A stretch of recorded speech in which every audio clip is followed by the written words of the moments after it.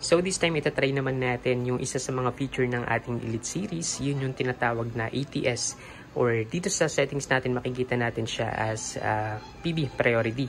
Isa siya sa mga UPS settings natin doon, which is nag-act siya as ATS. Ano nga ba ATS?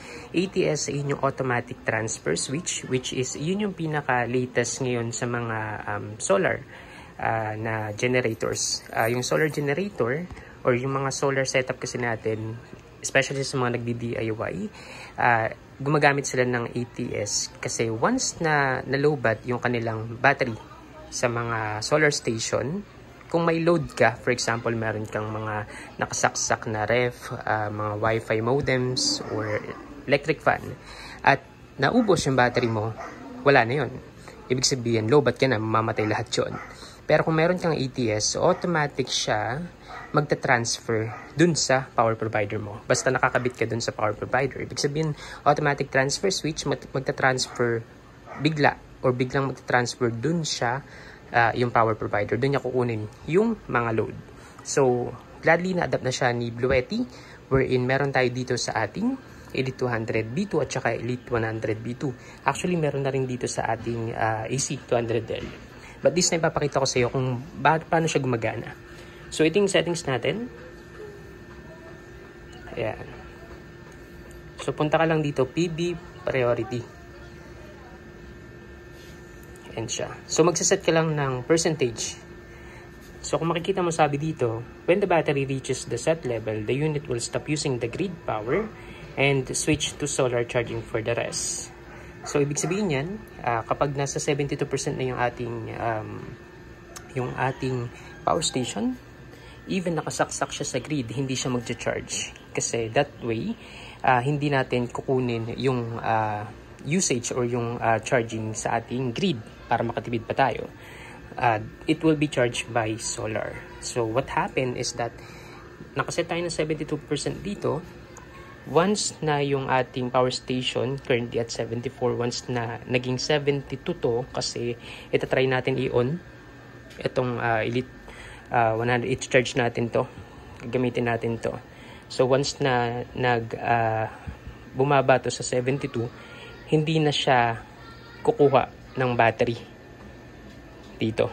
Hindi na niya i-drain to. Kukuha na siya dun sa Meralco. So try natin.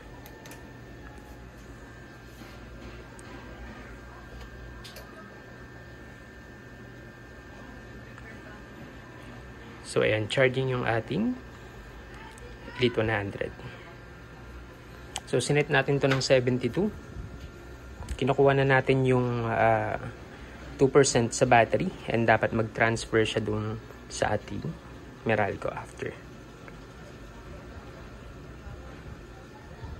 So, for example, ayun, kunyari, sabi na natin 2% na lang yung battery mo.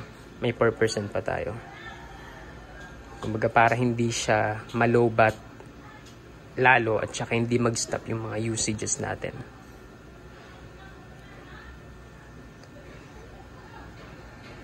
And wait natin mag 2%. Hindi na natin kakat yung video para makita nyo real time.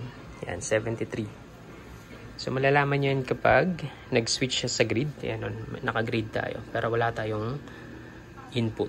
Malalaman nyo yan kapag nagkaroon tayo ng input. Ibig sabihin sa Meralco na kinukuha yung power, hindi na sa battery.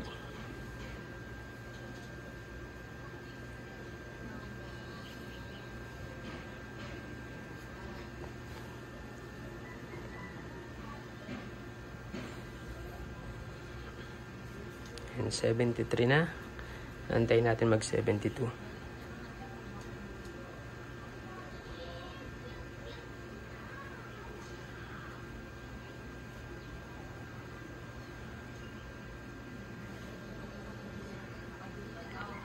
Tagal mag 72, makunat kasi yung battery ng Elite 200.